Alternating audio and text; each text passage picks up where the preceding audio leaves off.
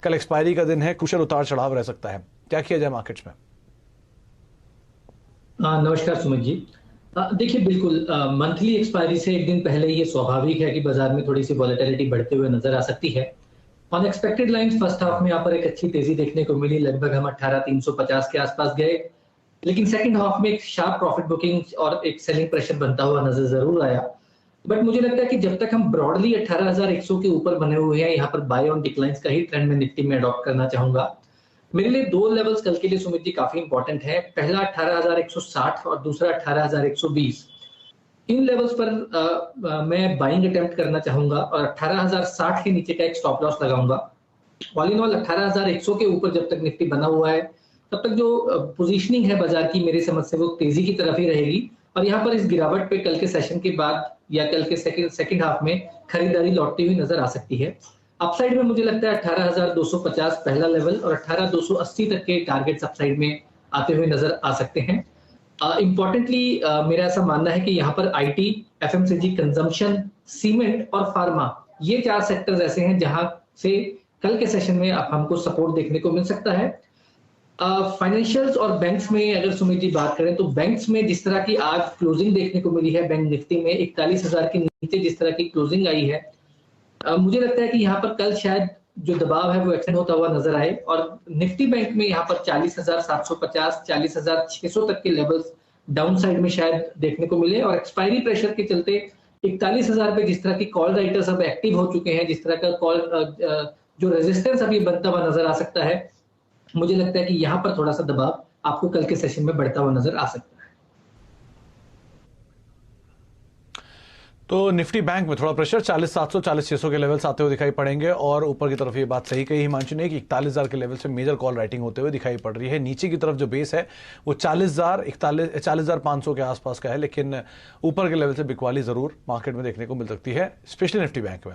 18,280 Nifty के लिए targets रहेंगे और हिमांशु ने बात साफ की है कि 18,100 जब तक है तब तक ये मजबूत बेस के तौर पर रहेगा। तो 18,060 का एक स्टॉप लॉस बना के आप तेजी की साइड पर निफ्टी में अपनी पोजीशंस को लेके जा सकते हैं। अच्छा हिमांशु, इंडिविजुअल कॉल्स कहां पर रहेंगे, कहां तेजी कहां मंदी देख रहे हैं आप? तो सुमित जी, आईटी में आज एक अच्छी खरीदारी देखने को मिली। आईटी से इंफोसिस मुझे लगता है कि एक कमबैक कैंडिडेट है। जिस तरह का चार्ट फॉर्मेशन यहाँ पर बनते हुए नजर आया, तो इंफोसिस मेरी तरफ से खरीदारी करके चलें। मेरा मानना है कि 1760 रुपए तक के आपको टारगेट्स यहाँ पर कल आते हुए नजर आ सकते हैं और 1704 का एक स्टॉप लॉस लगाकर यहाँ पर तेजी की पोजीशन में बनाने की सलाह रहेगी। दूसरा जो आइडिया है वो शॉर्ट साइड में है और मुझे यहाँ पर लगता है कि वोल्टास में एक सेलिंग प्रेशर बनता हुआ नजर आ सकता है। 1200 के आसपास यहाँ पर अच्छी कॉल राइटिंग है और अच्छा रेजिस्टेंस यहाँ पर देखने को मिल रहा है। एक शार्प सेल ऑफ पिछले कुछ दिनों में देखने को मिला था, उसके बाद स्टॉक ने थोड़ा सा एक रिबाउंड की कोशिश करी, लेकिन 1200 के लेवल्स पर आके हम देख रहे हैं कि वापस से एक सप्लाई प्रेशर बनता हुआ नजर आ रहा है। तो वोल्टास में मुझे लगता है कि यहाँ पर सेलिंग की पोजीशन बनाई जा सकती है। 1150, 1140 तक के टारगेट्स यहाँ पर आते हुए नजर आ सकते हैं और 1196 का एक स्टॉप लॉस लगाकर वोल्टास में शॉर्ट पोजीशन बनाने की सलाह देगी।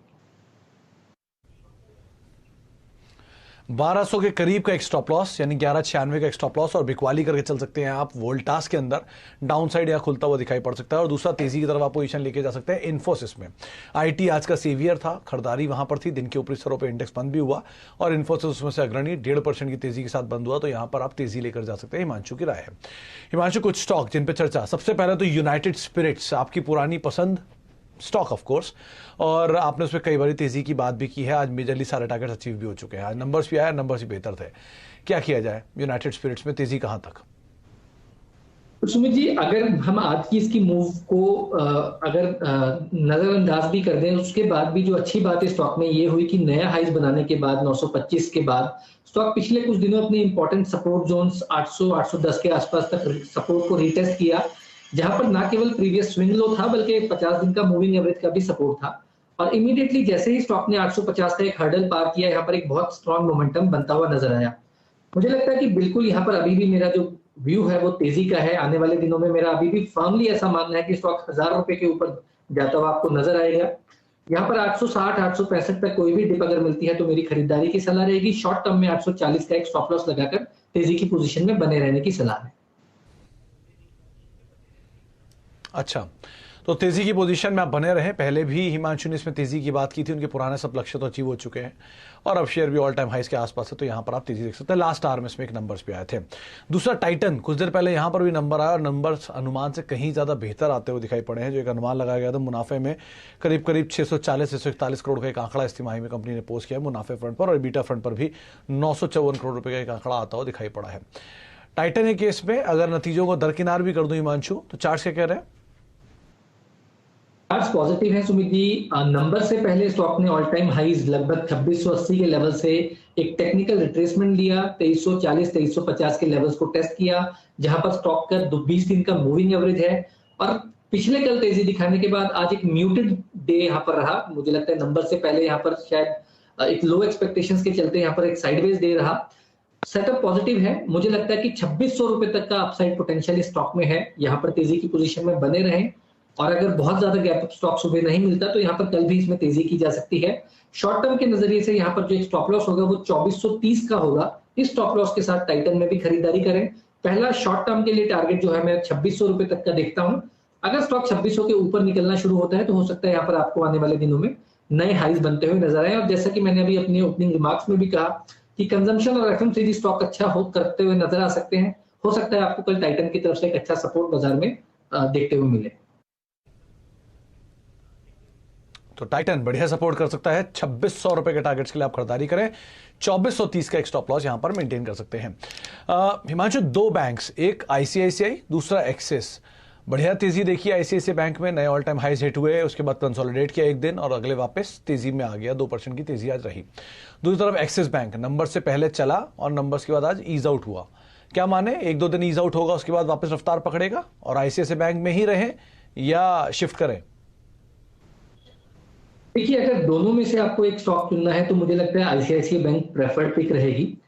हालांकि एक अच्छा रनअप नंबर्स के बाद, नंबर से पहले दोनों ही आईसीआईसीआई बैंक में देखने को मिला है। लेकिन इंटरेस्टिंग और इंपॉर्टेंट बात सुमित ये है कि इतनी बड़ी तेजी के बाद भी स्टॉक अपने गेन्स को होल्ड कर रहा है, जो कि एक काफी पॉजिटिव साइन है। शॉर्ट टर्म के लिए मुझे लगता है कि 800 से 810 रुपए तक की गिरावट अगर मुझे मिलती है तो वहां पर मेरे लिए रिस्क रिवॉर्ड फेवरेबल बनता है पोजिशनल बाइंग के लिए। तो मैं आईसीआईसीआई बैंक को थोड़ी सी गिरावट पर खरीदना चाहूंगा। अपसाइड में 850-855 का अगर हर्डल पार करता है तो अच्छा मोमेंटम बिल्ड होता हुआ नजर आएगा। जहां तक एक्सिस बैंक की बात है सुमित जी, तो क्लियरली जैसे ही स्टॉक ने 820 रुपए का जो सपोर्ट था जिसके बारे में हम 2 दिनों से बात कर रहे थे, स्टॉक जैसे ही उसके नीचे निकला एक सेलिंग प्रेशर एक्सेजरेट होता हुआ नजर आया, लॉन्ग अनवाइंडिंग देखने को मिली। लेकिन स्टॉक का जो ओवरऑल स्ट्रक्चर है, सेटअप पॉजिटिव है और नंबर्स के बाद एक प्रॉफिट बुकिंग जरूर देखने को मिली है। बट मुझे लगता है कि 780 रुपए का एक पहला इंपॉर्टेंट इमीडिएट सपोर्ट है। अगर किसी वजह से स्टॉक 780 के नीचे निकलता है तो 750 रुपए के आसपास बहुत मेजर सपोर्ट एरिया है, जहां पर फिर से यहां पर खरीदारी की सलाह रहेगी। ओके, तो एक्सिस बैंक और आईसीआईसीआई बैंक दोनों को लेकर राय अपनी रखते हुए हिमांशु, आगे भी हिमांशु से बातचीत करेंगे। लेकिन वैसे तो कल बहुत सारे नंबर आने हैं, करीब करीब 9 F&O कंपनियों के और 2 निफ्टी कंपनियों के नंबर्स आने वाले हैं। लेकिन उनमें से कौन से 2 नंबर इंपॉर्टेंट है वो हम दीपाली से पूछ लेते हैं। तो दीपाली, 2 अहम नंबर टाटा पावर और इंडिगो, क्या किया जाए इन दोनों में? कई नंबर्स हैं स्पेशली मिड कैप और एफएनओ कैटेगरी में जिन पर फोकस रहेगा कल, लेकिन खास तौर से बात करेंगे उन 2 स्टॉक्स की जो सबसे ज्यादा चर्चा में रहे हैं। एक टाटा पावर और दूसरा है इंडिगो। अगर टाटा पावर की बात करें तो यहां पर कोटक के एस्टिमेट स्पेशली आपके सामने लेकर आएंगे, जो कि एक्सपेक्ट कर रहे हैं कि रेवेन्यूज में 16% के आसपास की ग्रोथ रह सकती है। 9641 करोड़ का रेवेन्यू कंपनी पोस्ट कर सकती है। प्रॉफिट्स में अच्छा सर्ज एक्सपेक्टेड है 63% के आसपास का सालाना आधार पर, और ये 371 करोड़ से बढ़कर 606 करोड़ आने की पॉसिबिलिटी है। एबिटा 15% ग्रो हो सकता है इन लाइन विद रेवेन्यूज, और एबिटा मार्जिन 24.1% से स्लाइटली कम होकर 23.8% के आसपास रह सकते हैं। तो नंबर्स डिसेंट एक्सपेक्टेड है टाटा पावर से।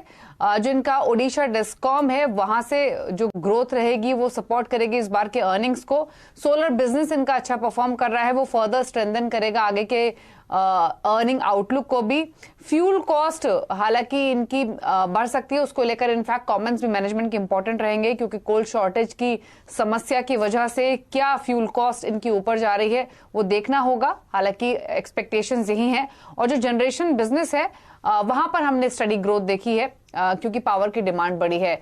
तो नंबर्स तो डिसेंट एक्सपेक्टेड हैं, लेकिन जनरेशन बिजनेस हो या फिर कोल्ड शॉर्टेज की दिक्कत हो, इसको लेकर स्टेटमेंट्स अगर कुछ आएंगे अर्निंग्स के साथ तो वो बहुत इंपॉर्टेंट रहेंगे। उसके अलावा अगर इंडिगो की बात करें तो यहां भी अगेन जो कमेंट्री आगे के लिए रहेगी, क्योंकि अब अनलॉक पूरी तरीके से लागू हो चुका है, फ्लाइट्स रिज्यूम हो चुकी हैं, तो किस तरीके के एक्सपेक्टेशंस आगे के लिए या फिर एग्जिस्टिंग क्वार्टर के लिए बन रही है वो इंपॉर्टेंट रहेगा। लेकिन सो फार अगर पिछले क्वार्टर की बात करें तो जो इनका रेवेन्यू है वो 2,741 करोड़ से बढ़कर 5,230 करोड़ रह सकता है सालाना आधार पर। नेट लॉस हालांकि इनका वाइडन हो सकता है, 1194 करोड़ से बढ़कर ये 1928 करोड़ के आसपास रह सकता है। एबिटा लॉस में कंपनी आ सकती है 294 करोड़ के आसपास। पिछले साल के इसी क्वार्टर में एबिटा प्रॉफिट था 206 करोड़ के आसपास का। तो देखना रहेगा कि किस तरीके के कमेंट्री मैनेजमेंट की ओर से आती है। हालांकि सीक्वेंशियल बेसिस पे ये नंबर्स ज्यादा स्ट्रांग आपको दिखेंगे कंपनी की ओर से पोस्ट होते हुए, क्योंकि ट्रैवल में हमने काफी पिकअप होते हुए देखा है लॉकडाउन के बाद से ही। Q2 के दौरान जो पैसेंजर वॉल्यूम्स है वहां पर सीक्वेंशियल बेसिस पे 85% की ग्रोथ रही है। रेवेन्यू पैसेंजर पर किलोमीटर के हिसाब से देखें तो वहां भी सीक्वेंशियल बेसिस पे 70% का जंप रहा है। प्लांट लोड फैक्टर में हमने सीक्वेंशियल बेसिस पे 59% से बढ़कर 67% तक की इंप्रूवमेंट होते हुए देखी है।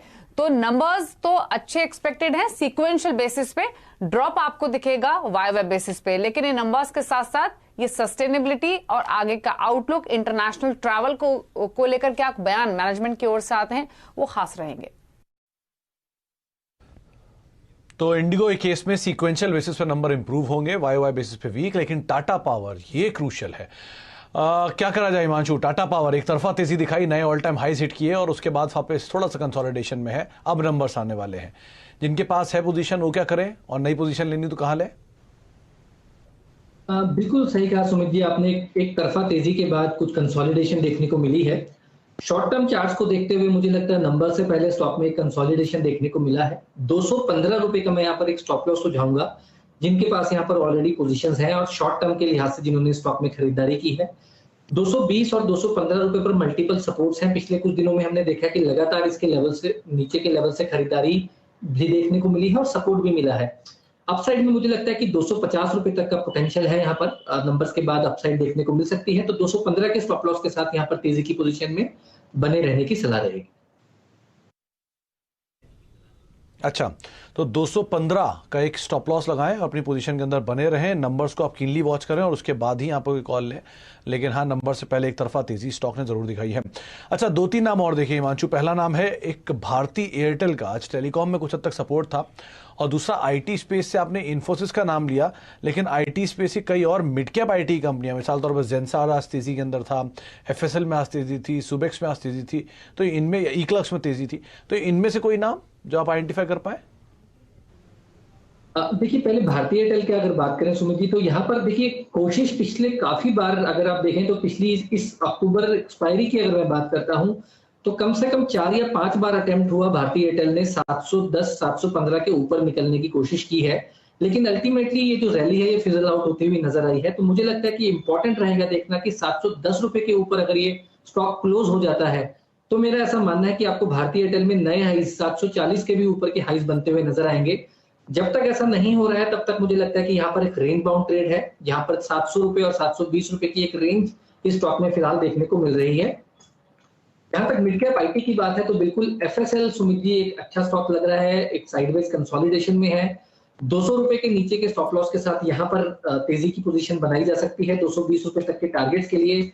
सुबेक्स पर मैं काफी समय से यहाँ पर बाय वॉच मोड में हूँ। स्टॉक हायर लेवल से कंसोलिडेट हो रहा है और 50 रुपए के आसपास मल्टीपल सपोर्ट्स यहाँ पर देखने को मिले हैं।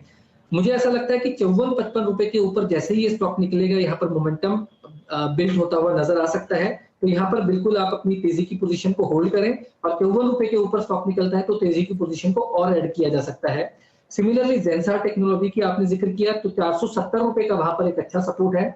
मोमेंटम बिल्ड होगा अगर ये स्टॉक एक बार वापस से 520-525 रुपए के ऊपर नजर आएगा जाता हुआ। और एफ&ओ स्पेस से एल&पी टेक्नोलॉजी सर्विसेज पर भी मेरी सुमित जी नजर गई थी। यहाँ पर मुझे ऐसा लगता है कि एक शार्प करेक्शन के बाद स्टॉक ने 5500 के लेवल से एक करेक्टिव साइकिल दिखाई 4400 तक की, और अब वापस से यहाँ पर एक बाइंग मोमेंटम बनता हुआ नजर आ रहा है जो कि स्टॉक को 5000 तक के लेवल पर आने वाले दिनों में ले जाता हुआ नजर आ सकता है। अच्छा, तो 4 नाम आपको बता दिए इतनी सी देर में हिमांशु ने। इसमें एल&टी टेक उनकी खुद की पसंद है, दिन के ऊपर इस तरह बंद हुआ। बाकी एफएसएल, जेंसार टेक और सुबेक्स, तीनों को लेकर भी उन्होंने अपनी राय सामने रखी है। अच्छा, आगे भी हम हिमांशु से बातचीत करेंगे, लेकिन उससे पहले यतिन से चर्चा कर लेते हैं और समझ लेते हैं कि डीलर्स रूम में किस तरह का मूड माहौल है, वहां किस तरह की बातचीत है, तेजी या मंदी की। तो यतिन, आज डीलर्स रूम से आपने क्या आइडेंटिफाई किया?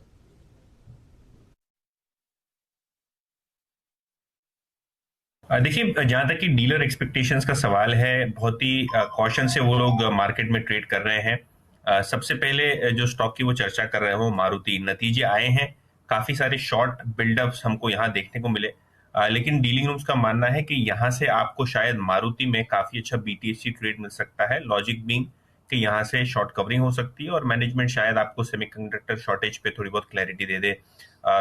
7450 यानी 7450 के टारगेट से यहाँ वो खरीदारी करने की सलाह अपने क्लाइंट्स को दे रहे हैं। मारुति के अलावा एसबीआई अगले हफ्ते मंगलवार को ही मेरे हिसाब से रिजल्ट्स आएंगे और नतीजों के पहले पहले काफी अच्छा लॉन्ग बिल्डअप आपको बैंकिंग शेयर्स और एसबीआई में देखने को मिल रहा है।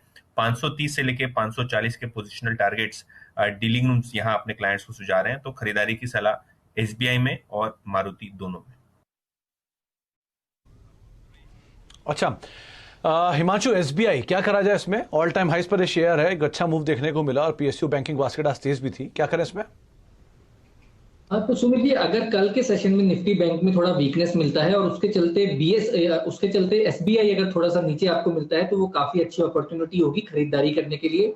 बहुत ही स्ट्रॉन्ग स्ट्रेंथ यहाँ पर एसबीआई की तरफ से आते हुए नजर आ रही है और मुझे लगता है कि नंबर्स तक यहाँ पर ओवरऑल जो सेटअप है वो तेजी का ही है। हर गिरावट पर 512-515 रुपए की जोन में यहाँ पर खरीदारी करके चलने की सलाह रहेगी। अच्छा, तो आप कहीं गिरावट मिले तो यहां पर आप खरीदारी करें। एसबीआई एक अच्छा विकल्प खरीदारी के लिए लोअर लेवल्स पर एटलीस्ट बनता हुआ दिखाई पड़ सकता है। बहुत बहुत शुक्रिया हिमांशु, हमारे साथ मौजूद रहने के लिए, बाजार पर बातचीत करने के लिए, तमाम कॉल्स हमें बताने के लिए।